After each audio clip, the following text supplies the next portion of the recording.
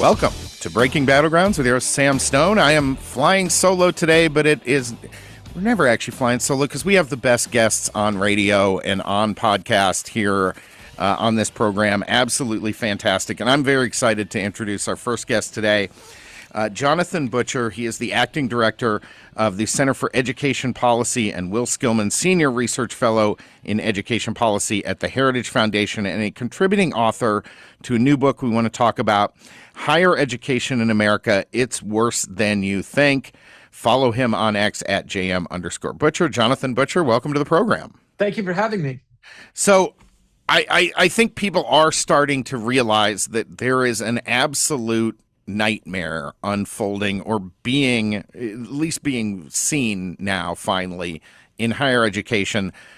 Tell us a little bit about what inspired you to be part of writing this book and what the focus of it really is, and what are some of the really out there stuff that you started learning as you did that? Well, the book has really an all-star list of authors from higher ed, including college presidents like Larry Arnn, president of Hillsdale.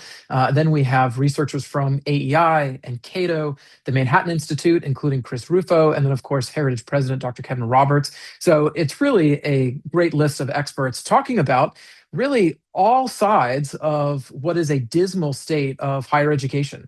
Now, I think everyone realizes that it's expensive, but I don't know if they realize that the price of tuition has gone up faster than just about any other consumer service in the economy over the last several decades. And part of the problem is that colleges are not being upfront with students, and this is explained by Preston Cooper in his chapter. He's from AEI. They're not being upfront with students about what it really costs. So, for example, you have the sticker price, which, every parent, when they go online and they're shopping for a college with their child, you can see what the tuition is. But then there are grants and scholarships and federal student loans. And so it gets altered and changed. And then ultimately, you may even get a sticker price that's not quite accurate because it doesn't include some of the other fees that the college is going to charge for living in a dorm, or what it would cost to have a meal plan, on down the list. So it's very obscure, one, for how much it costs.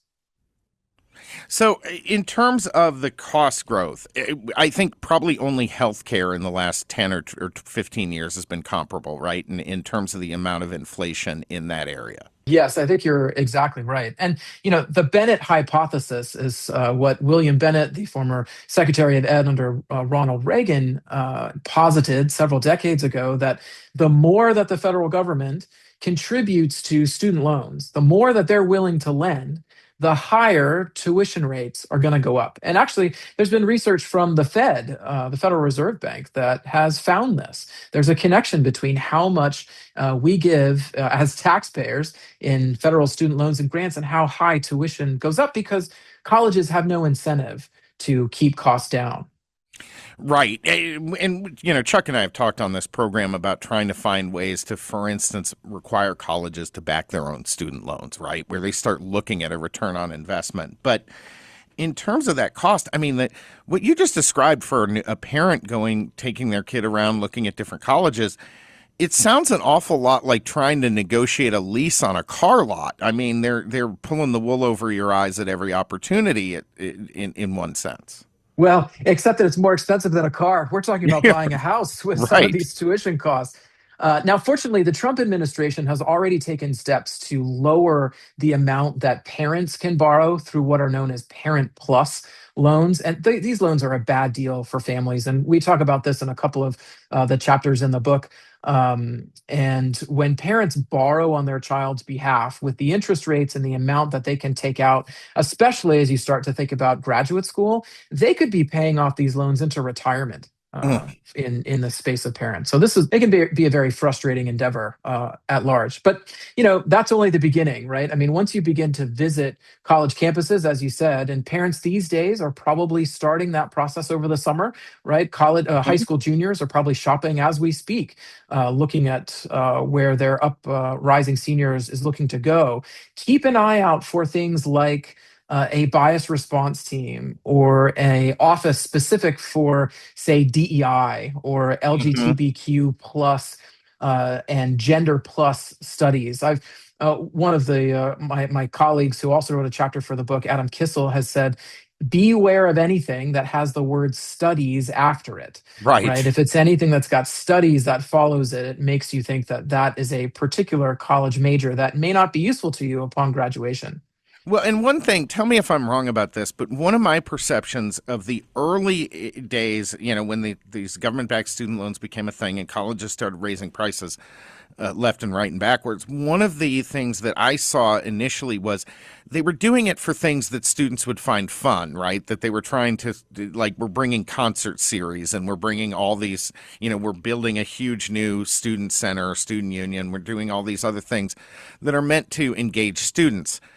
It seems like after a few years, hey, they all ran that arms race, and then now it's turned into this sort of DEI bureaucracy arms race that isn't helping students at all. In fact, I'd make the argument that it's harming them. You're exactly right. I mean, really, like anything with the federal government, it may start with good intentions, but then only ratchets one way, and that is up.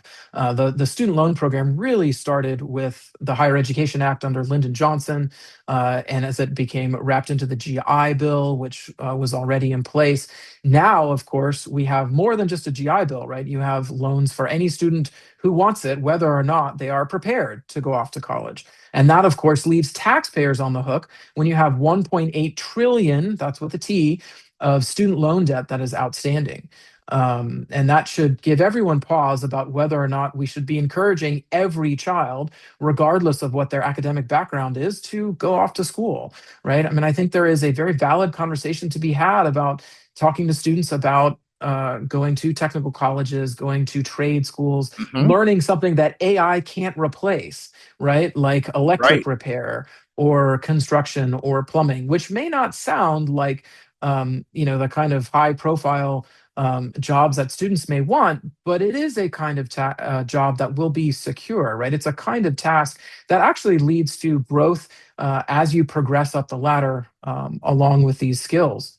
When it creates a lot of entrepreneurship opportunities, right? You develop those skills, you work for somebody else, you build it up, you buy your own van, you build your own company out of it. A lot of multimillionaires and people who are even becoming billionaires have come out of that route. You're precisely right. I mean, I think those stories of how people go from being the apprentice to the owner of the company, that's a powerful American success story. And frankly, it's one of the things that makes America so unique, right, in Hmm. world economies. Today and in the past, I would say, what our whole 250-year history, which, by the way, we're celebrating this summer. Right. So I think part of what our book gets to is not just discouraging people from going to college, but it's talking about, if you're going to go, what is the purpose? What's the purpose for you, the student? And then what's the purpose for colleges? What are they meant to be delivering? And I mentioned that Larry Arnn from Hillsdale did our foreword for the book, and he talks about this relationship between professors and students that is really at the heart of what college is about, right? There is a deal, there's a relationship where the students are making the sacrifice of time and effort and work, and they're being imparted, they're being delivered a set of skills, knowledge, wisdom, we hope, that will prepare them for any number of different situations they're going to see in life. And we have a couple of other college presidents, including George Harn from Christendom College and Kyle Washut from Wyoming Catholic, which is another school that really focuses their curriculum around work, right? All of the Hmm. students at Wyoming Catholic have a work responsibility. So it begins to combine this idea that college is not just about sitting at a desk, right? It's about preparing young people to be adults. Yeah, you want it to prepare them for success. And tying back to something you said earlier, you're talking about all this debt and the deficit. You alluded to the deficit a lot of these students are now coming into college with. I think it was you. It's Cal Berkeley that just had a bunch of professors essentially revolt and send a letter to the administration saying you've got to stop admitting these students who can't do basic math, who can't read and write. They're damaging themselves and the institution. I would add something further that those students are being ripped off by these schools. By admitting them, these schools are ripping those kids off because they're charging them a huge amount of money for something that they and their parents have already paid for in high school. And if they didn't get it there, we better find a different route to get it to them rather than tens of thousands of dollars a year at a university. You're exactly right. And I think that there's sort of this promise, right, that students would be able to pursue truth when they go to campus, right? I mean, the deal that they feel like they're making is that they would be able to go to college to ask hard questions, to be able to debate topics that they may not be able to have expertise from someone to have that conversation with them somewhere else. But instead, what they're getting, and this is laid out by John Saylor from the Manhattan Institute in his chapter, is that you have professors who, in some cases, we're talking 80%, is probably not a figure that's too high, who are on the left side of the ideological spectrum, either based on their giving history or their voting or any other measure that we can find of how to gauge what the ideological temperature is on campus. And so you're sending these students really into an echo chamber, right? And we have seen from the surveys of students, especially conservative students, that they feel like they're afraid to speak their minds. And for any parent, look, I'm a parent of a college student. I would be furious if my son came to me and said, "Dad, I'm afraid to speak my mind in class because I know what the professor thinks about politics, and he has no interest in hearing what my opinion is." Well, that is the destruction of education right there. If you can't have open, informed debate, you have no education. There's no such thing. We're going to be coming back with more here in just a moment, folks, from Jonathan Butcher. He is the acting director of the Center for Education Policy at the Heritage Foundation.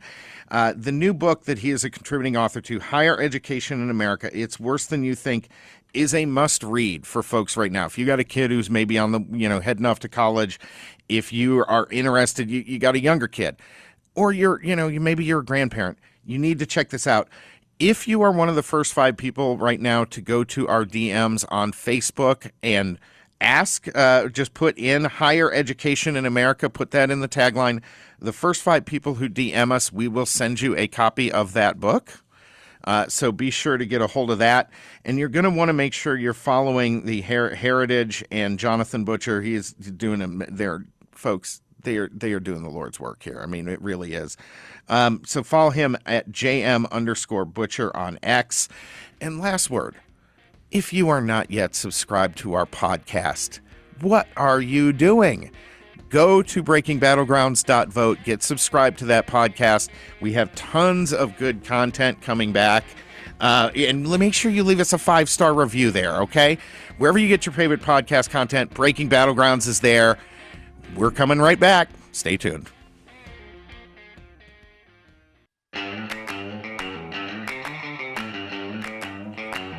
All right, welcome back to Breaking Battlegrounds, folks. Right now, we're actually on this program talking about education and the problems in higher education, and a lot of those problems are ending up landing on people's wallets for years and years and years after they graduate. Private student loan debt in the United States totals over $300 billion. $45 billion of that is distressed. If you have a distressed or defaulted private student loan that others won't touch, you need to contact Y Refi today. Y Refi can provide you with a custom loan payment based on your ability to pay. They're not a debt settlement company. They work with each borrower individually, tailor the loan to your specific situation. You will not be calling a faceless call center. This isn't AI. This isn't a call center in India. You're calling someone right here in Arizona, and they will help you get out of this disaster. So give them a call today. You want to make sure, go to yrefi.com. That's YREFY.com. Or give them a call at 888-YREFI-85 and tell them Chuck and Sam sent you. Okay, continuing on now with Jonathan Butcher. He is the acting director of the Center for Education Policy, and Will Skillman, senior research fellow in education policy at the Heritage Foundation. He is a contributor to a fantastic new book, Higher Education in America, It's Worse Than You Think. We hit on some of the elements of that. I want to talk a little bit, because the book is broken up into some different segments, essentially. With the, they kind of have to go over the full scope of the problem. You've got all these different authors who have contributed to it, some of the brightest minds in conservative thought, especially surrounding education in the country and just in education in the country. They've broken it up into economic, bureaucratic, and ideological portions. And we've talked a little bit about the economic and the bureaucratic. Jonathan, I wanted to touch on some of the ideology and some of the impacts that's having, because we touched this a little bit. But when you make campus a place where half the country isn't comfortable, are you achieving the mission of higher education? Well, most certainly not. I mean, I think one of the incidents that really should give everyone pause about what's happening on college campuses is when Jewish students were chased into the attic of the Cooper Union Library in New York a few years ago Hmm. after October 7th by rioters. There's a great chapter in our book by Kenneth Marcus, who's the president of the Brandeis Center, talks about the threats to Jewish students on campus and what lawmakers really need to be paying attention to.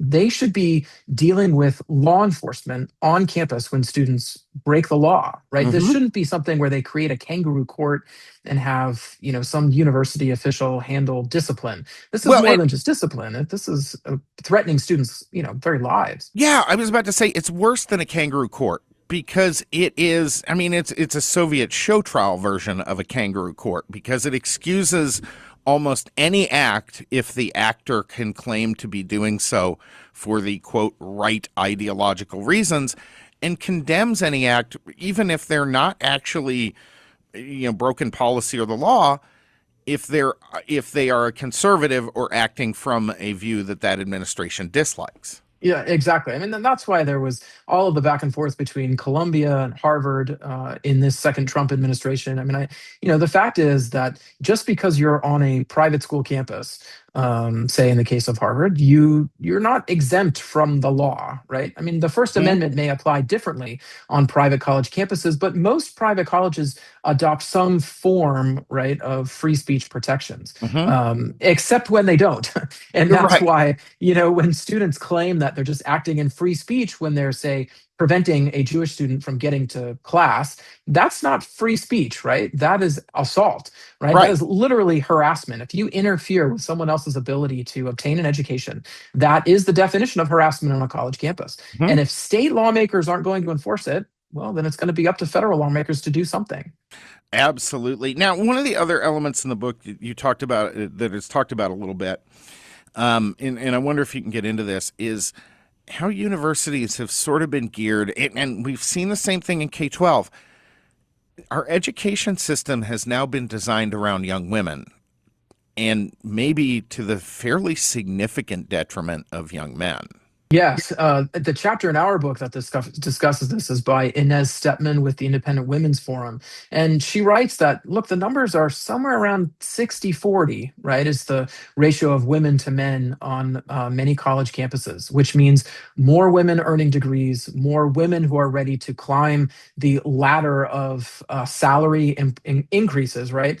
Compared to men. And there was news just this past week about the decrease in men in the workforce. And so we've got a system here where two things are happening. You've got men who are not receiving the kind of education that they need to go off and be leaders in the workforce, just like we need women to be, right? But the Mhm. men aren't getting the same Yep. opportunities. But then also, realistically, women are, and this is what Inez says, they are postponing marriage and family.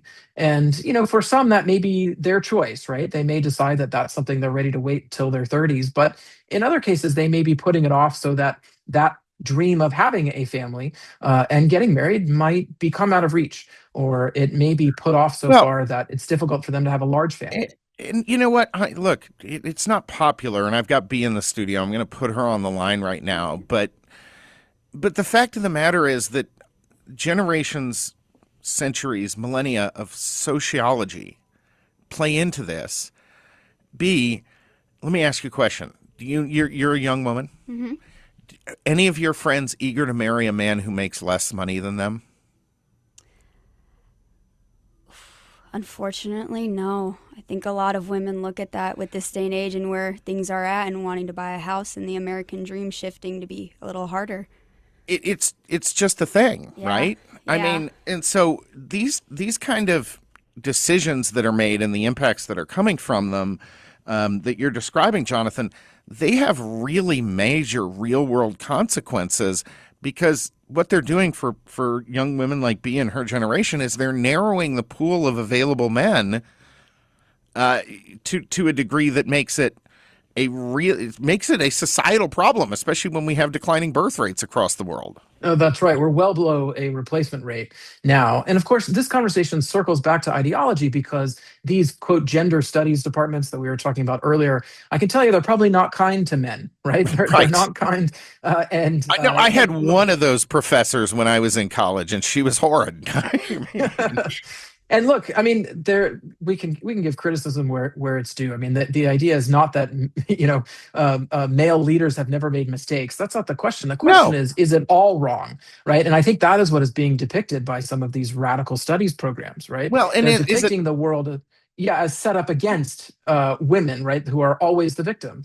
Right. And we have shifted the balance in such a way that it's no longer a balance once again. I mean, it has shifted from one pole to another, and the problems it creates may be a different set of problems, but they're still problems. Yeah, most certainly. And look, I mean, my wife does not ever like being told that she is always the victim. And she will be the first to tell me when I get out of line with my opinions. And so, I think those are the kinds of relationships that we want people to be prepared to enter into, right? You want to set people up not to be cowed into intimidation, but we also don't want to tell them that marriage is a bad idea, or that marriage takes away happiness, or that having children is something that's only a burden, right? Absolutely. When the truth is, I mean, when you have kids, that's going to change your life. I mean, marriage and having children is something that, I mean, it changes you.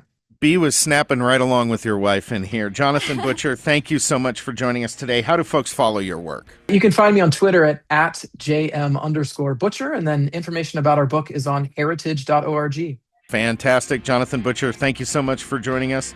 We welcome you back to the program anytime. Fantastic interview. Folks, stay tuned. We've got more great content coming. All right, welcome back to Breaking Battlegrounds. Chuck is off in the Great Blue Yonder today, so you are stuck with me, Sam Stone, but fortunately, you get to hear from our next guest up here, one of our favorites on this program, Scott Musey. He's president of the Arizona Free Enterprise Club, a nonprofit organization dedicated to advancing pro-growth, limited government agenda in Arizona. For folks who don't know, they have been one of the bulwarks against leftist encroachment in this state, and should be a model for every single state to replicate that organization. Scott Musey, welcome back to the program. Oh, thanks for having me, Sam.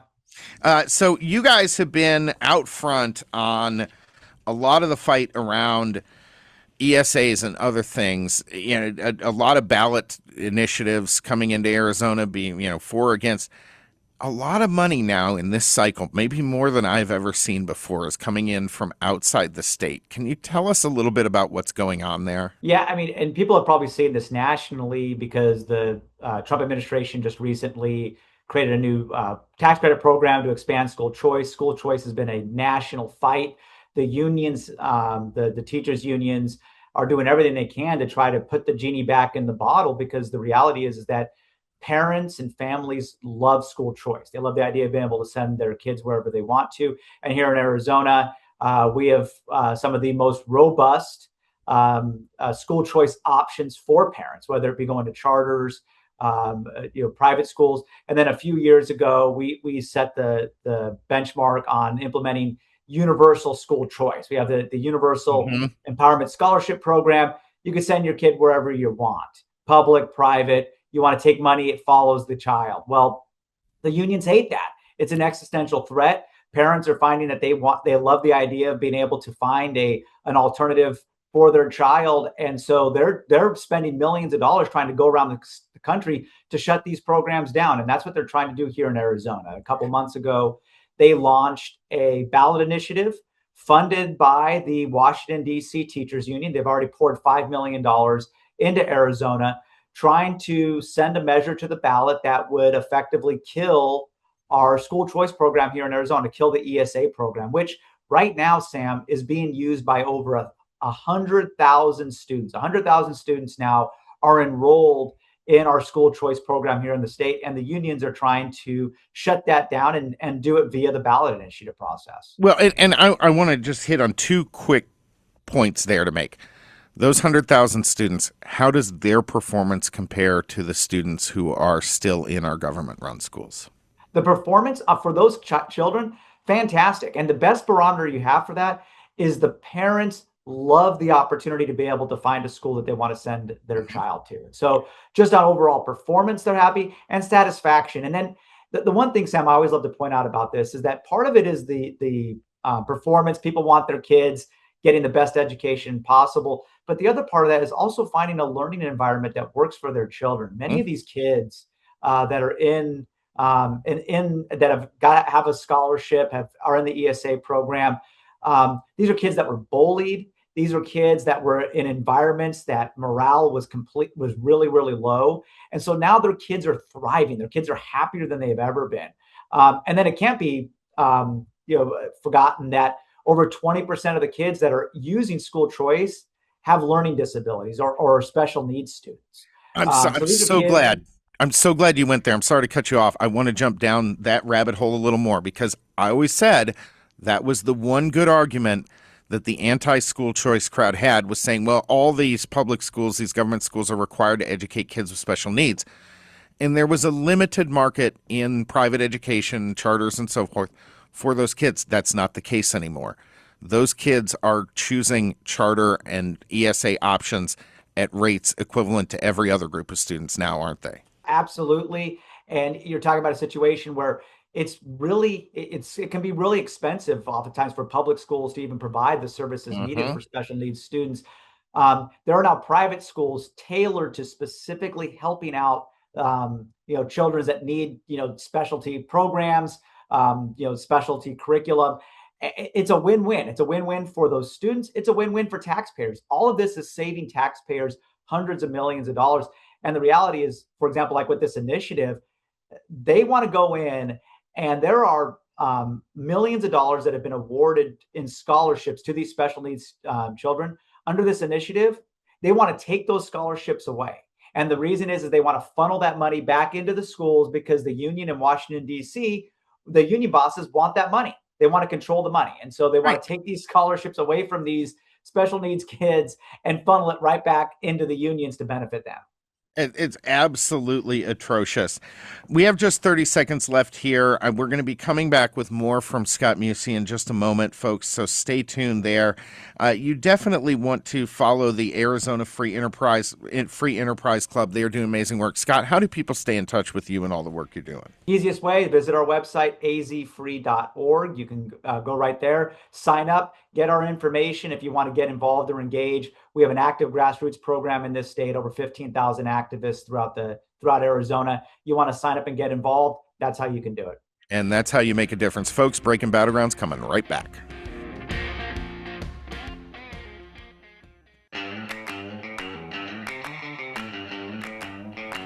All right, welcome back to Breaking Battlegrounds. We're going to be continuing on now with Scott Musey, president of the Arizona Free Enterprise Club. And Scott, when we went to break, we're talking about education quite a bit.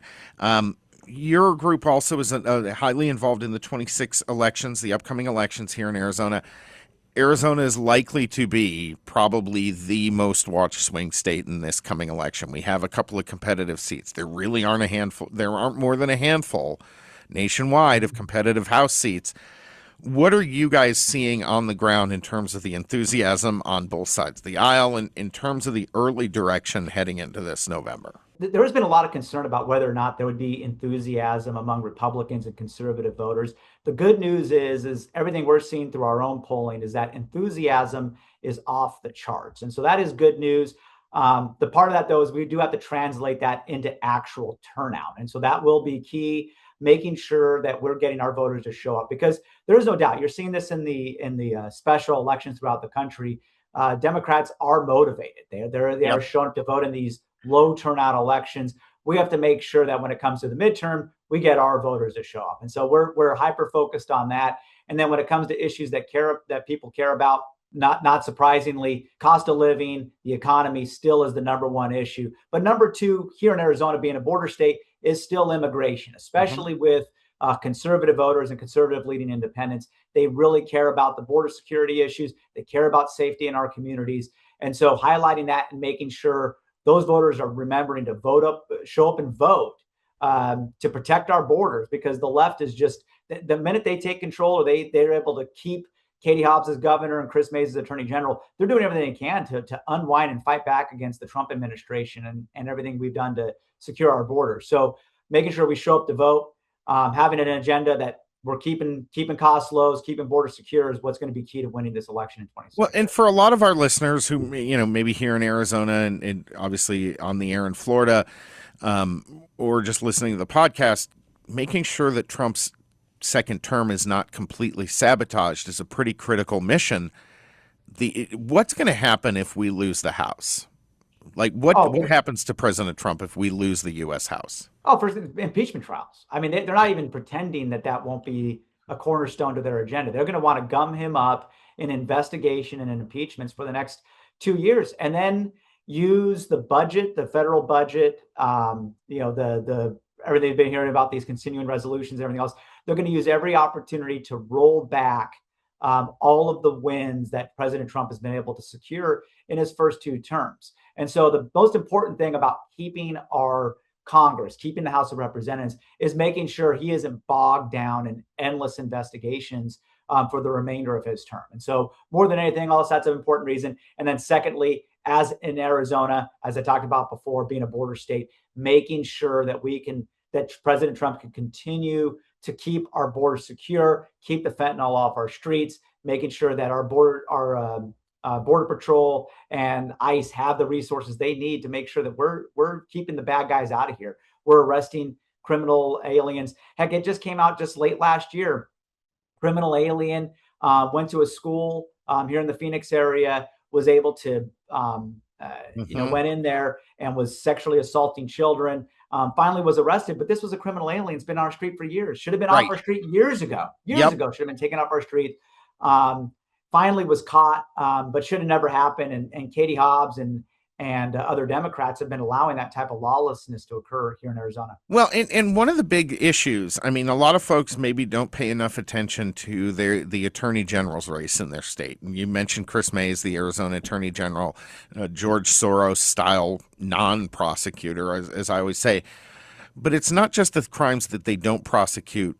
It's also the fact that they spend all their time trying to enact political lawsuits to tamp down the opposition instead of enforcing the laws. So it's a double whammy. It totally is. And in the case of Chris Mays here in Arizona, she has a record of losing that is unrivaled across the country, taking these political cases as you talked about. Heck, it was just announced today, the Arizona Supreme Court rejected her appeal to take the alternate elector case. She's still trying to go and weaponize our court system to target the alternate elector slate that was sent to Congress here in Arizona as some political vendetta against them. And she's been losing at every turn. I mean, she continues to fail, but she sees that as an opportunity to both fundraise off these type of lawsuits and also as a way to motivate their Democrat base to get people to turn out.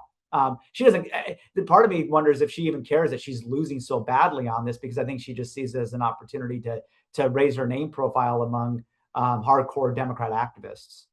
Well, and obviously a lot of politics has devolved for a long time into just theater, right?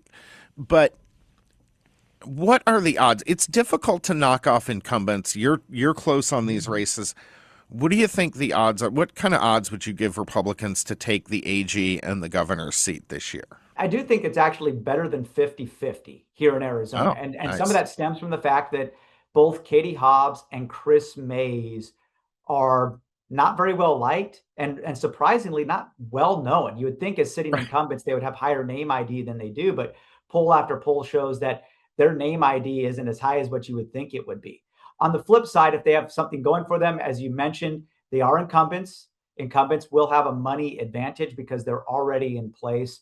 And in the case of both of our top 2 electeds here in Arizona, Katie Hobbs and Chris Mays, they've been kind of out of the public view. I think it's by design. They kind of hide from the public. They're not very good politicians. Katie Hobbs is one of the most incompetent and scandal-plagued governors in America.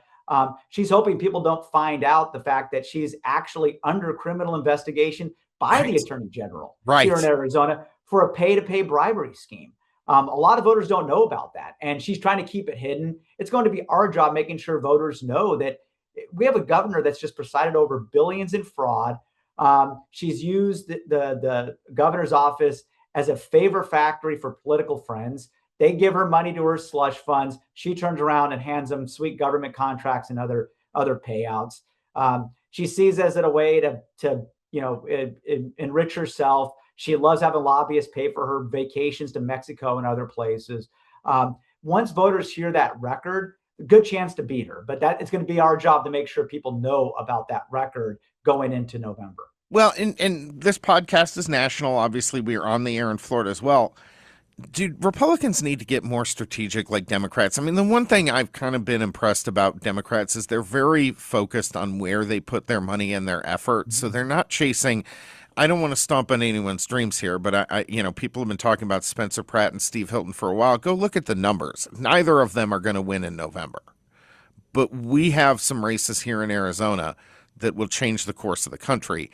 Do Republicans need to get more strategic about where we put our cash? Absolutely, especially from a national perspective, and making sure they're investing in not just the right races, but the right infrastructure. That's been something that's been, I think, frustrating here for us here in Arizona, is that the left pours millions and millions of dollars nationally into Arizona. We talked about the ESA initiative that they're trying to put on the ballot to kill school choice here in Arizona. The unions nationally are pouring millions into Arizona to do that. We sometimes don't see that here from the conservative side of the aisle, with the national money coming in at that same intensity. And I think the opportunity exists to turn Arizona into the next Florida. We look at Florida now. It was just 8 years ago that it was considered a purple swing state. And it didn't cost that much. Arizona right back there.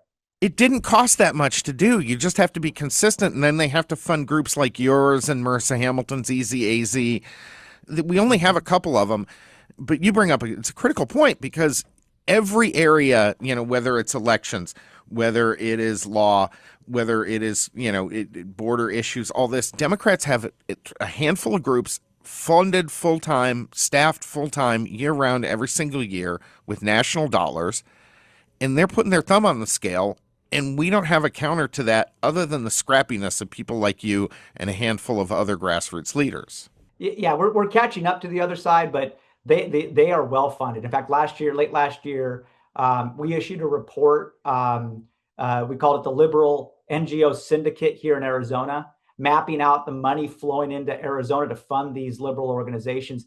And it turns out, last campaign cycle, hundreds of millions of dollars flowed to organizations operating here in Arizona, working year round to try to turn our state blue, and doing all the things that you're describing, engaging in lawfare, engaged in our legislative process, active ground game. They have it operating year round because they know all of that can be leveraged election season towards electing the candidates that they want to get elected. And so it's not an accident. It's organized. It's well funded. We need to match that intensity. And here in Arizona, the Free Enterprise Club, along with a lot of our coalition partners, are working to flip that back and make sure that we not only have the infrastructure to defeat them, but turn Arizona into the next Florida. I have always said $1 in January is worth 10 in November. And that infrastructure makes campaigning cheaper. Right. People often forget that. Is when you talk about get out the vote operations, GOTV is a lot cheaper. Making sure your voters are showing up to vote is a lot cheaper if you have sustained infrastructure in place, rather than trying to ramp it up at the last second every campaign season. Yep. We have just a couple of minutes left here, Scott, about 3 minutes. I want to hit on with one more topic with you, something both you and I are very focused on. That's municipal budgets, counties, all these things. They're growing their budgets like crazy. People aren't paying attention. They are just hammering the public with taxes, fees, and other little nickel and dimes. Oh, in Arizona, we're getting pummeled by municipalities with their endless tax and fee increases. And no, it's not because that's a problem with declining revenues. It's actually just the opposite. Yeah, they all have record revenue. They all have record revenue. Yeah. It's all doubled. It's doubled in the last 6-7 years. Revenues have doubled for cities and towns here in Arizona, but they have no spending restraint. They're increasing spending at a faster rate than the revenues, that the record revenues that are coming in, and they don't care. And their solution to every problem is, we'll just enact another fee or tax increase. The city of Tempe, home of Arizona State University, one of the larger cities here in Arizona, is looking to do another sales tax increase. People are struggling to make ends meet. Affordability is a huge problem. Voters know that. Taxpayers know that. And the cities here go, nope, we're just going to do another one. In Tempe, half-cent sales tax increase. Same time they're asking for this, it just got uncovered that they spent $2 million on a dumb sign over Mill Avenue, the main road in downtown road here in Tempe. And they're going to spend another $40 million on what they're calling a refurbishment of downtown. Just millions of dollars getting wasted on pet projects, on patronage projects downtown. And their solution is, oh yeah, we're running a deficit. Let's just do another sales tax increase. Well, and for folks who don't know, I mean, obviously Tempe, the heart of it is ASU, which a lot of that is tax exempt, right? And they have lived off the taxes created by these businesses around them. But they're reaching a point like Tempe has a large number of auto dealerships. I've talked to the GM from one of those dealerships who said they're looking at selling the plot and going somewhere else, getting further outside of the metro core, because the sales tax rate, every 1% on you do 1% on a $50,000 car, that's enough to really adjust a payment. There are going to be real world impacts, these increases. That's when the tipping points occurred. Before that, all the stuff you don't see are all the small businesses and homeowners that are fleeing these locations and moving out, getting out of these cities, moving to further out into suburban, exurban areas to escape these crushing tax burdens, where these cities they assume that people are just captive taxpayers and they can do whatever they want to them. They can continue to pummel them with their tax increases, and they have to leave. And then you get what you're describing: the larger businesses, the auto dealerships, they hit a breaking point. And then that's when the whole system is grinding to a halt and is breaking down. And it is. Thank you so much, Scott Musey. Folks, follow AZ Free at azfree.org. They are doing amazing, amazing work. Scott, always a pleasure to talk with you. Everyone out there, if you're not already, go to breakingbattlegrounds.vote, sign up for our podcast, sign up for our Substack, get all that extra content, and make sure you give us that 5-star review. B's giving me a double thumbs up for remembering that one. Breaking Battlegrounds will be back on the air next week. Thank you so much for joining us. For all of us here, we love you. We'll see you. Hi, kids. Remember your dreams? All the future plans you made? Has private student loan debt destroyed those dreams? It doesn't have to. Why Refi refinances distressed or defaulted private student loans that others won't touch. They can reduce your payment, you can get your life back, and they don't even care what your credit score is. Don't let private student loan debt ruin your life. Call Why Refi today. Let's go!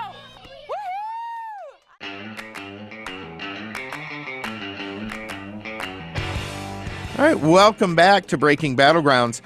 Our next guest today, Lou Perez, is a regular with our program. He's developing some features for us here, but he sent us in a story. I keep getting more and more baffled and amazed and disgusted by what Canada is doing with MAID, their medical assistance in dying program.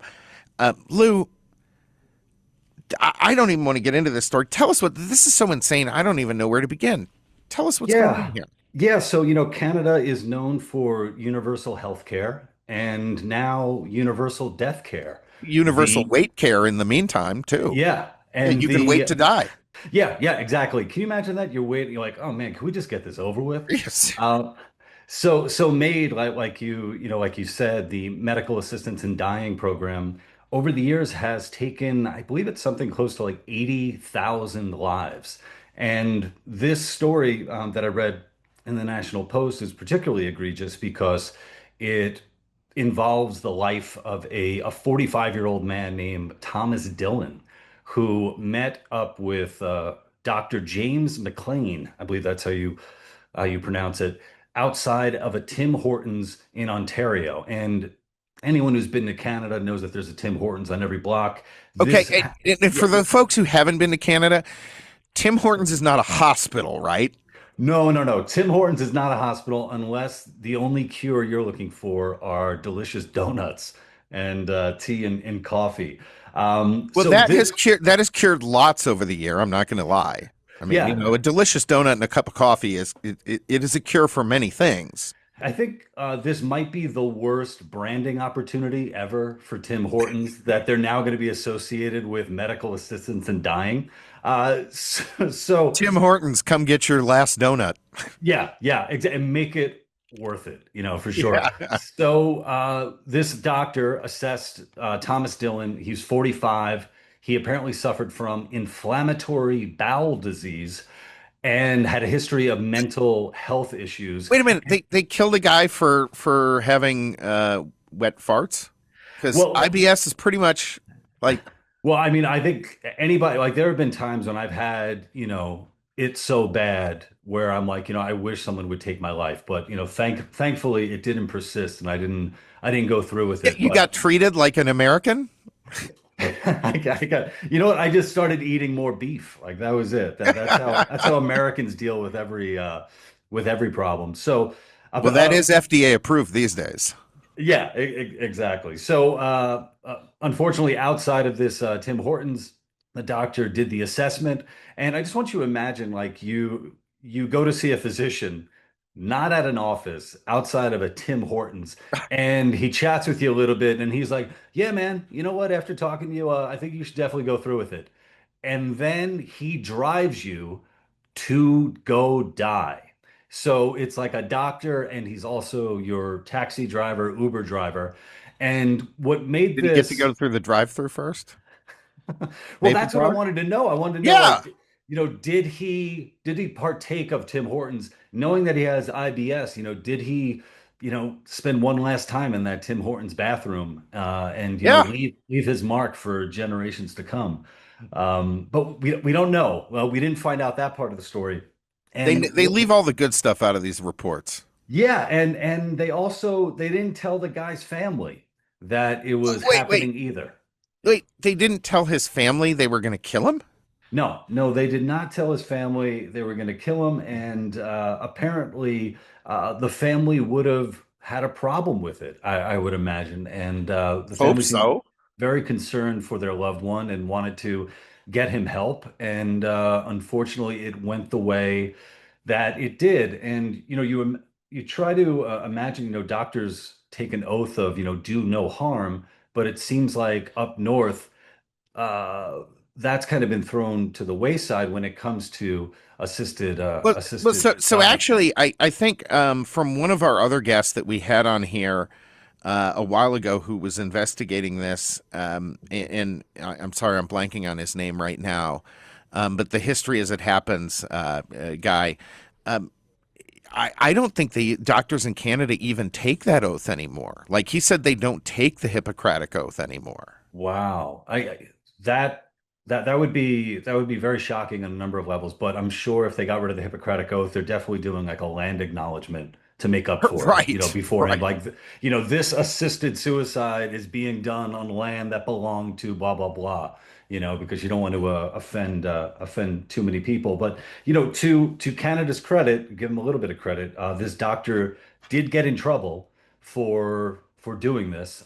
So he apparently agreed to 6 months minimum supervision. So he will undergo ongoing review of all of his made patient charts and mandatory professional education related to the program, consent documentation, all of that. So it seems like a slap on the wrist, and That's barely a slap on the wrist. That's like a feather on the wrist. both of those, I think if you get a slap on the wrist or a feather on the wrist, you could do the MAID program in Canada. Right. They'll take care Well, of you that for that. definitely qualifies under MAID for immediate termination because, that kind of damage can last a lifetime. Yeah. And I didn't realize just how big of a problem this was, and how bad it was getting. I came across a documentary from a couple of years ago called Better Off Dead. And I'm saying it that way because there's a question mark after Better Off Dead. And there's a journalist named Liz Carr who is handicapped, and she goes to see a Canadian doctor who takes part in euthanasia and has helped kill over 400 people. And if you want to creep yourself out for the weekend, go watch this documentary and this scene in particular. The doctor that assists people in their dying is just like you'd expect it.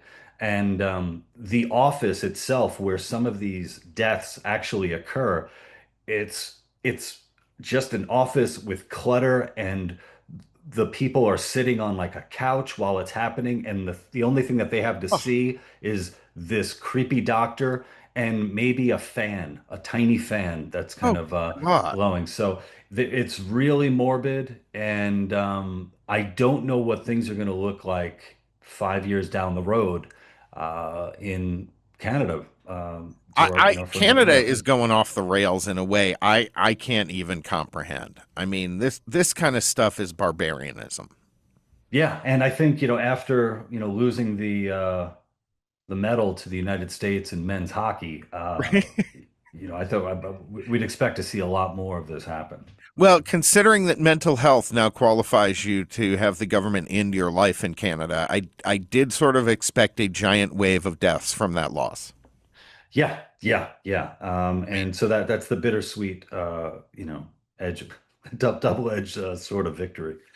This stuff's amazing. This stuff is amazing and horrifying. Lou Perez, thank you so much once again. We always love having you on the program, folks. Stay in touch with him on X at Lou Perez.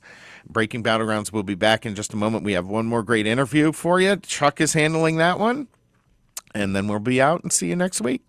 Stay tuned. Welcome back to Breaking Battlegrounds. Our next guest is Dr. John Lee. He is the senior fellow at the Hudson Institute. He's also an adjunct professor at the University of Sydney. He is the foremost expert in Chinese political economy. I've heard rave reviews in the foreign policy circles in DC about John. Welcome to the show. Thanks for having me. I'm really excited to be with you. Thank you very much. So you wrote a great piece out that was in the Hill titled, After the Trump-Xi Summit, China, Not America, is on the Back Foot. Tell our audience what you mean by that. I've been reading a lot of particularly American commentaries about how the Trump administration is degrading American power, that China has the Trump administration where it wants it, and everything from Iran to the summit that Xi and Trump just had is just further evidence that the Trump administration is putting America in a worse and worse place with respect to China. I wrote that article because I think it's completely wrong. I think Xi Jinping is the one that's completely discombobulated and confused by Trump. But more than that, there are some strategic undercurrents that the Trump administration is pushing, which is very bad for China. So if you're sitting in Beijing now and you're asking yourself the question, are we in a better position strategically with respect to America now compared to 1.5 years ago? I think the answer is no. I think the United States is in a much better position, and China is in a far poorer position than it was a year and a half ago. Well, I agree with you, and that's why your article resonated with me. Trump could literally go, there's the old joke, Trump could cure cancer tomorrow. And the media and those on the left would just say, well, he's done something to profit from it, or whatever the case may be, right? But when you look at what he's done in Venezuela, what's happening in Cuba, what's happening in Central and South America with the elections, what's going on with Iran, I think he's changed the trajectory in the world. I think he's put Russia and China on their heels. Am I wrong on that? I think you're correct. And in some ways, I've got the advantage that I'm not an American, so I'm not subject to the political conversation that's taking place in DC and other parts of America. I'm neither a Republican nor Democrat, so I'm just looking at America's place in the world with respect to China. And I agree with you from the point of view that you think about time just before Trump got back into power for the second time. There was a narrative, quite a correct narrative, that China was calling the geostrategic shots, using its partners of convenience, such as Iran and Venezuela, to create chaos in the Middle East, in Asia, in South America, and in Europe. There was a perception that American material power was declining. I think under Trump, the reindustrialization and rearming agenda that the Trump administration has is certainly a reversal of the decline of American power.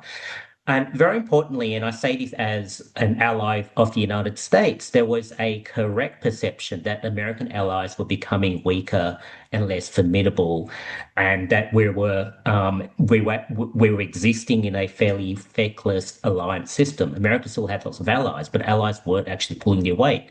Now, the sum of the alliance or the sum of the material power of allies obviously matters. And what Trump has done in his own brutal way, he has forced allies to take their strategic and military interests seriously and to rearm.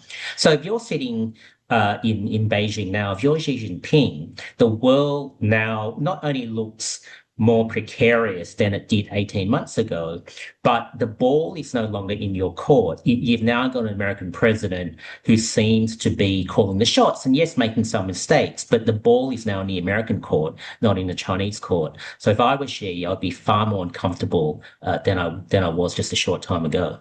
You're a foreign policy expert. Could Trump have handled this any other way than his rough and tumble communications? Because is there any other way to grab your allies by the lapels and say, we're in trouble? We have to rearm. We have to focus on these things, and we have to focus on these threats, and the old ways that worked for 50 years aren't working for us now. Is there any other way he could have done than just be his gruff self? This sounds like a controversial thing to say, particularly coming from an American ally. But there are times when you have to coerce allies, not just adversaries, but also allies.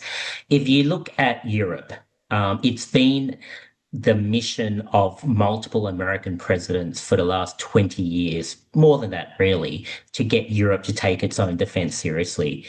If you look at Europe's situation, their GDP is 10 times the size of Russia's, yet Russia intimidates Europe. That doesn't make sense.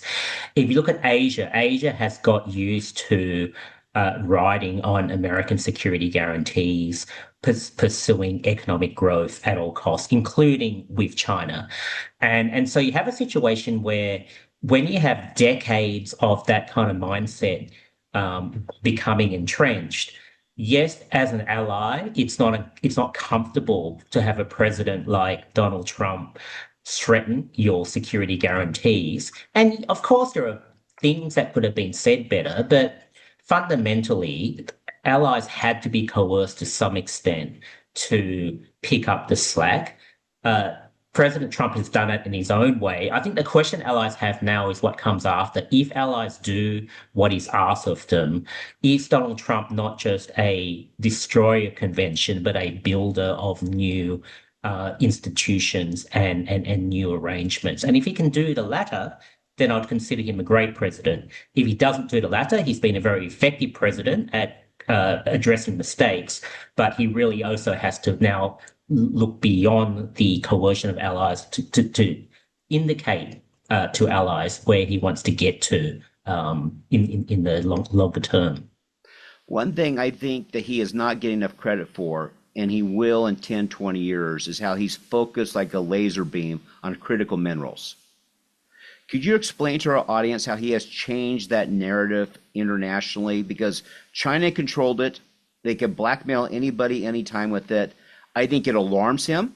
I know some people who work in the administration focusing on this issue, and they said he is focused like a laser beam on it because he refuses to have the United States blackmailed by anybody. How has his focus on critical minerals changed the international economy and so forth? Back in 2010, there was a dispute between the Japanese and the Chinese over Japanese-controlled islands called the Senkakus. And the Chinese used a reduction in the flow of critical minerals to force Japan to compromise. That was 2010 and it went up to 2012. So that was more than 10 years ago. That was 14 years ago. So the Chinese, who now control around 90+% of production and refinement of critical minerals that go into almost every modern product that you can think of, we were given a warning 14 years ago and nothing was done about it. The Chinese continue to control global supply, even though we knew there was a critical minerals vulnerability, and the Chinese had shown that they would use that against other countries for coercive purposes. no one did anything about it. And I would say that to President Trump's credit, in the second term, he has elevated that as a priority. But more than that, he has thrown significant amounts of money. He has even coerced allies and other friendly economies to get on board with uh, producing safer and more secure critical mineral supply chains. And ultimately, if you want to compete and negotiate on your terms with a country like China, you can't have those immense vulnerabilities that the Chinese have deliberately been cultivating over a couple of decades. So I would say that Trump is the first president to seriously address this issue, to devote resources to this issue, and to harness the power of the private sector to remove this vulnerability. Now, the hard work still has to be done, but pretty significant progress has been made, and I would bet that in 3 or 4 years, the United States and a handful of friendly economies will be in a far better place on this issue than they would have been otherwise.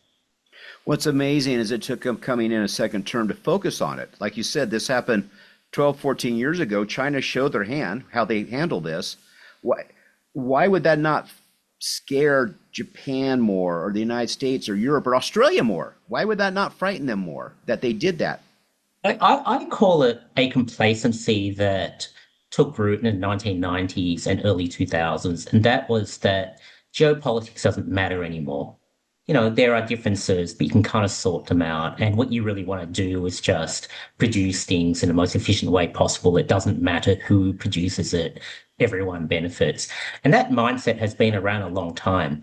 And if you think about the blowback against the Trump administration with his trade policies, the blowback is as strong as it is because Trump is basically taking on 3 decades of what you would call neoliberal economic orthodoxy. And that is that security doesn't really matter. Like the security is not priced into what is valuable.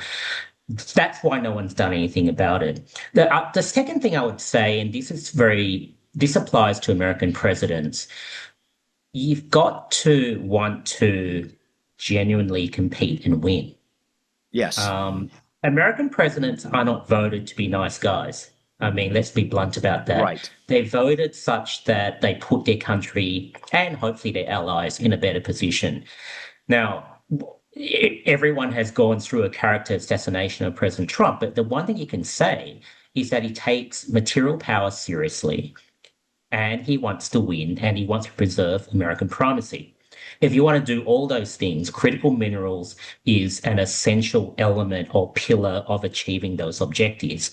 So I would say, to his credit, he has focused on that in a way that no other president has, but that comes from his basic mindset, which is not a comfortable mindset for his opponents, but it's a mindset which basically wants to win and to maintain American primacy.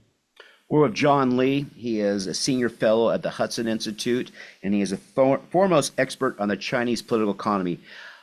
Trump has renewed the Monroe Doctrine. Has that shocked China? Yes, because China was used to an America that played a fairly benign global role. And it was used to an America that wasn't prepared to take tough choices to secure its periphery. Think about the Venezuela action. It was as much about China as anything else. China was establishing a beachhead right on the doorstep of the United States. And for several administrations, no one had done anything about that. So this has shocked China because China had got used to the United States that was not up for the fight, that was complacent, that was managing what the Chinese hoped would be a graceful American decline. And then Donald Trump comes in for the second term and quite abruptly upends that carefully well-laid plan that the Chinese have. And a Monroe Doctrine, or the new Trump Doctrine, if whatever you want to call it, that's part of it. I mean, China has the same thing. It wants to secure its periphery. It can't because of American allies in Japan, Taiwan, South Korea, and Philippines, and so on. But the United States can secure its periphery because it has a happier geography, it can actually ensure that its immediate periphery is safe from enemy influence or adversarial influence, and that's essentially what I think the administration's doing. Now, from that basis, then you can project strength and you can project power, but you can't do that if your periphery is increasingly under threat. That's right. So let's talk Iran briefly here. What do you think? How would you define a win for the United States regarding the Iran situation? I have always viewed this two ways. Regarding the United States, being able to say you set them back a decade or more on nuclear ambitions and reduce their conventional armaments would be a victory for the United States. But for Israel and the Islamic people, the Iranian people, it would be regime change. I think the problem is, which Trump is finding out, I don't think Trump has the votes to keep funding the war. And the media here is against it because, well, it's Trump. Trump's bad. So therefore, I can't see the good in this at all. What do you view as here the next 30 days as a win for the United States on that, and a win for the world, frankly? Look, let's think of a realistic worst case scenario for the United States. Okay. In the current negotiations with Iran, and the worst case is either that Iran continues to fight as it has, or Trump is forced to conclude a stronger version of the Iran deal, which Obama signed 10 or so years ago.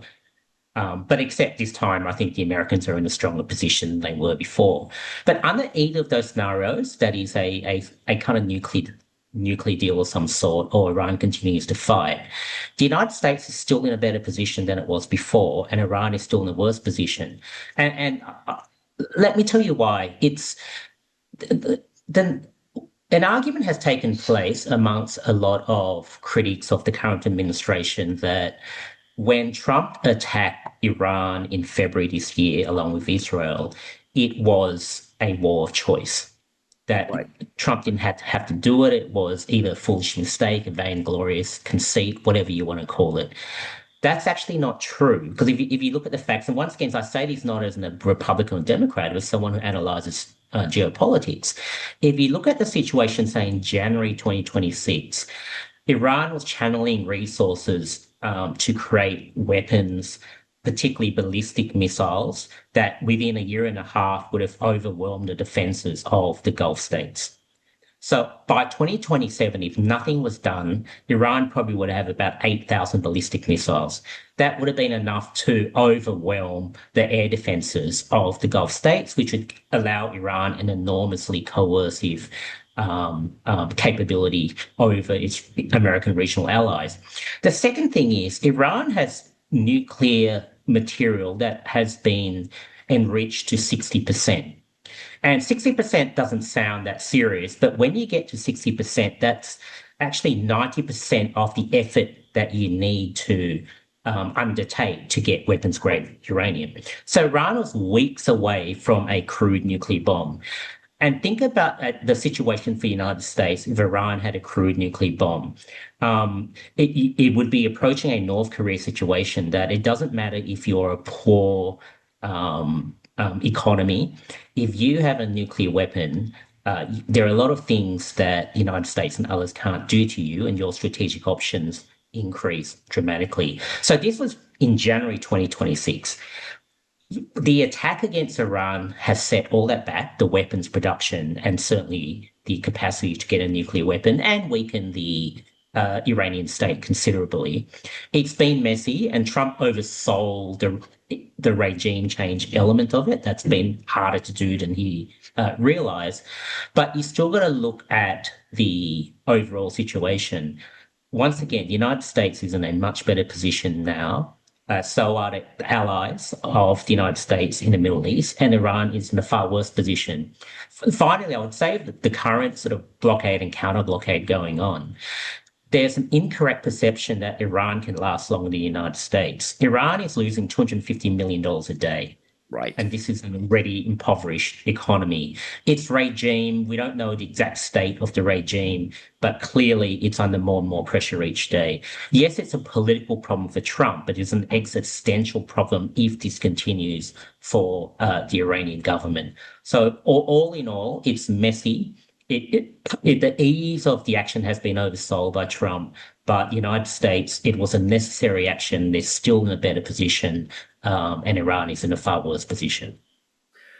If you were advising President Trump, who would you say is the most rational group to negotiate with, China or Iran? Well, China is the most rational in the sense that it wants to be a great power. It is a great power, wants to be a superpower. If you want to be a superpower, you can't be overly reckless. You still got to play the long game. Whereas with the Iranians, it's all about regime security. Right. They don't care what happens to their country, really. It's all about regime security. And of course, you mix in the particular Islamist ideology that the leaders have, that adds a further component of what we would consider at least geostrategic irrationality to it. Now, the Chinese do have an ideological element, but the Chinese, as I mentioned, they want to be a stable, enduring superpower, which means that they can't afford to make the same level of irrational and catastrophic decisions that the Iranians have made over the last few years. Final question for you, and I sure appreciate your time today. How do you feel the Australia-US relationship is right now? And will they get closer long term, or has Trump's boldness pushed them away a little bit? If you look at the Australian political mentality, the current government in Australia is quite similar to the current government in Canada, to Mark Carney's government. That is that there is a political and cultural disdain for the Trump administration. Now, but beyond the current Australian government in power, if you look at the Australian country and people and population, the support for the alliance with the United States has remained consistently and overwhelmingly very strong. So what that means, which is a good thing I can say about Australia, regardless of what caricatures people have in my country of your administration or president, there is a clear-eyed understanding of our strategic interests, that the alliance is overwhelmingly in our interests, and that the Australian-America relationship remains the most important relationship. So, yes, there's frustration when you read a lot of the commentary in Australia about the sort of random shots against the Trump administration, the Trump derangement syndrome, which exists here as well. But our policies continue to be good policies because there is an undercurrent of understanding of the importance of the bilateral relationship, and that's ultimately a very good thing. Do the Australian people, friends you know, your circle, do those who disdain President Trump, who have Trump derangement syndrome, do they take that out also on Americans, or are they able to separate it? Most can separate it, but there are some who are starting to view America's Trump as America, but as what America's becoming. And they do that because the initial shock of the Democrats not winning the election against Trump, the shock the Democrats had in America of how on earth could a guy like Trump become president. Progressive elites in Australia had the same attitude. How on earth did the Americans vote for Trump? And their next line of reasoning is, America now must be a different country to what we thought they were. So there is a section, particularly of progressive elites in Australia, who think that America has now gone on a crazy path and it won't return. But I think the majority of Australians actually understand that caricatures of America are not reflective of what your country is. That your country, despite changes in presidency, there is an undercurrent through it which is reasonably consistent. So America first, which is ridiculed by a lot of progressive in the United States and also in Australia. For a lot of normal Australians, America first is not that unusual a philosophy. It basically just says that that if systems or relationships are not working for our country, we've got to change them. That's a pretty common sense view that a lot of Australians have. So once again, the good news coming from my part of the world is Trump derangement syndrome is very apparent with many or the majority of our progressive elites. But for the vast majority of our country, there is no real problem with the United States. Well, I appreciate it. Well, Dr. Lee, thank you for joining us today. We sure appreciate having you. Oh, it was my pleasure and great to talk to you. And thank you again for having me. Hope you'll join us again soon. This is Breaking Battlegrounds. We'll be right back. Murder, mystery, secrets untold. The truth gets set free when B gets a hold. Crimes where killers roam off free, or even ones where they get caught at the scene. From cold case files to headline news, she's breaking it all down just for you. So come take a seat, don't miss a beat. These crime corners where the stories go deep. All right, so B's Crime Corner, what do we got? So this is a newer story. John Town, a 46-year-old, and Ara Pugh, his wife, she was 45. Two parents from Ohio, they have been convicted guilty for killing their sick 11-year-old son, Hunter Town. He was suffering from what was called Hirschberg's disease and other health issues since birth. So Hirschsprung's is a rare congenital condition where a baby is born missing nerve cells in the lower part of their large intestine. So without these nerves, the bowel can't process and can't push the waste forward. It can be managed, though. You can live a healthy and manageable life with it, but if you don't manage it, it can kill you. So they left Hunter in this condition at an extended stay America hotel room in Independence, Ohio, to die eventually on January 10th, 2024. Then they tried to clean up what they referred to as now a crime scene, where he passed away prior to law enforcement arriving. And a little backstory too, these parents had 10 kids, so that kind of puts you in the mindset of they have that many kids, they know how to be parents. That was an active decision to let that kid die and not get him the medical treatment he needed. Very much so, yes. Yeah. So I did some deeper research into this because cases like this really make you just wonder why. What can make a parent do something like this? And there are a lot of different factors you can put into your, brain to try to justify it. I mean, 10 kids, that's a lot. That's a lot financially. So there's a certain type of forensic psychiatry with this that's called filicide, when the murder of a child is done by a parent. And it's categorized by 5 different psychological and motivational categories.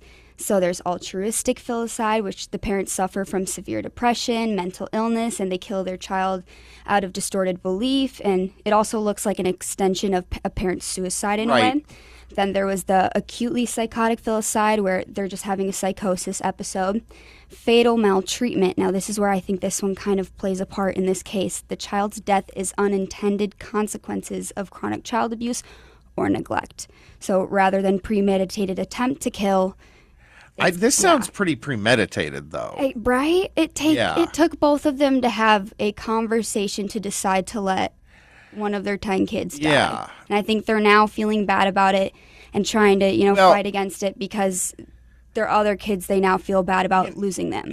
I'd be very interested in seeing like a real psychological interview breakdown of these parents, particularly them individually, because I work with animal rescue group, right? Mm-hmm. And we do a lot of trap, neuter, return for cats, and we trap dogs and then get them to no kill shelters, whatever. Because dogs captured on the street here are euthanized almost instantly, right? Yeah. So the whole goal was that, and then we ended up doing a bunch of TNR too. One thing that you find that I've found a lot is if a mother cat senses one of her litter is physically ill, she will abandon it. She will take the rest of the litter and move them and leave that one behind to die. And that really, it's sort of like connected to that when you were saying that's got to be some really powerful psychological stuff. Is there any indication they mistreated the other 9 kids that they have? No, there's nothing of that, nothing of the sorts. They were both like clean records. The father had a long work history providing for his family. And I mean, the judge said that it seems like the other kids have a very close relationship with each other. Mm-hmm. But no, there was no So there's no indication of any prior abuse or outside.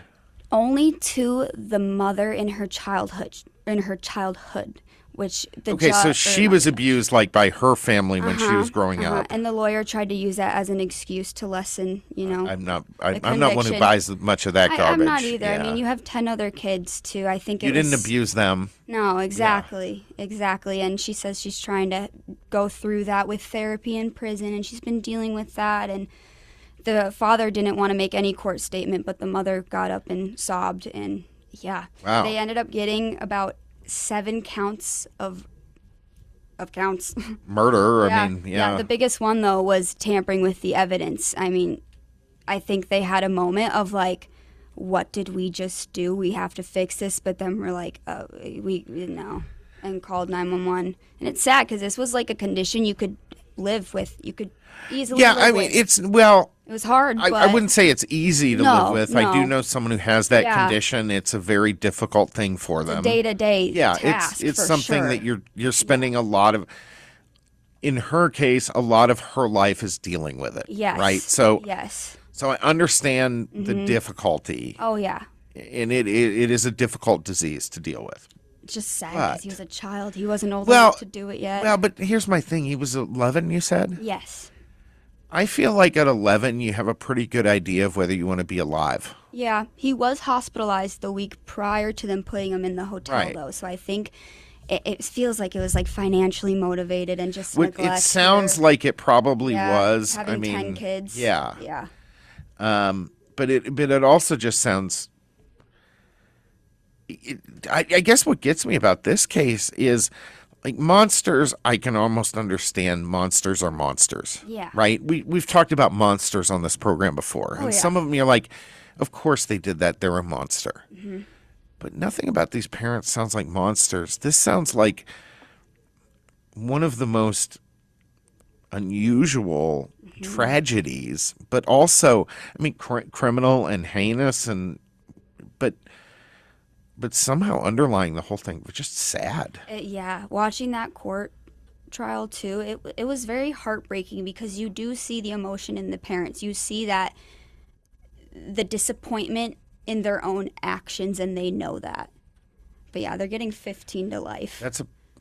And you can't say it's not deserved. No. I mean, at all. This is torture. They tortured the kid to death, essentially. Yeah. I mean, maybe they weren't there for it, which to me makes it worse. Yeah. But that's what it was. Yep. I feel like the case could have completely transpired a different way if they did not try to mess with the evidence. And then you have to think of what happened to the other children. Oh, exactly. That's 9 other kids. Right. That are now, I mean, did it say anything in there if they're like grandparents or a part of the family are going to take those kids? Or No, the only thing the judge had to say about those kids and the bright side of the case is them just being closer now. I think some of the kids are older, though, to where they could look after. Some of them are 18 or over? Yeah, because, I mean, 9 kids. Yeah, you'd have to have a pretty. It was a pretty big span. Okay. Yeah. Well, you hope that is the case and those children are able to stay together because there's so many tragedies to this one. Yeah, definitely. That's a horrid story. Sad one minute with B. Well. Or B's crime. A sad B's crime. All right. Well, anyway, folks, thank you so much. We really appreciate you joining us here on Breaking Battlegrounds. B, got anything else? Oh, I do have our hybristophilia statistic. Oh. I searched. So hybristophilia from last week, right? If you missed it, go listen back. So you know. You do need to be in on the. Get in the loop. There is not an exact what is number. It? For people who aren't. Oh, hybristophilia. Yes. It is when you are attracted to somebody who commits a crime. So prison groupies, just anybody who's like loving a serial killer, pretty much. Because this is a guy, listen, we're all dirty dogs, and that sounds more like hybristophilia, which pretty much we all suffer from. Oh, that was good. But no, it's not that. Okay. Yeah, nope. That's a different one. But yeah, pretty much a lot of people are now suffering from it, though, because TikTok has this whole side of the algorithm where content is based off of serial killer thirst traps, which are like reels of videos of them like doing mysterious walks. Just like the typical like Baywatch moment of somebody looking good. The modern day Baywatch moment, we'll call it. That's a thirst trap. Society is so screwed. And a lot of people are now, like, there's studies about girls becoming hybristophiliacs because they're exposed to this content, and this content makes them want it and think it's normal. So there isn't a percentage yet, but I'm hoping that there will be one soon as it grows. But unfortunately, it is growing. This is a wild phenomenon. It is. It's one of the many weird kinks of the world, I guess. No, there's plenty of them out there. I mean, Oh, I yeah. guess in a certain sense it's safe, right? They're stuck behind bars. Yeah. You know, you got to pick one who's not getting out. All right. Yeah. And, you know, We don't need more true crime cases. Do you want them showing up on your doorstep? No. Not normal people, anyway. No. Okay. All right. Well, that's it. All right, B. Thank you so much. Fantastic as always. Jeremy, brilliant work in the studio. We love it. For all our guests, I think this was another great program. Thank you so much for joining us. We'll see you next week.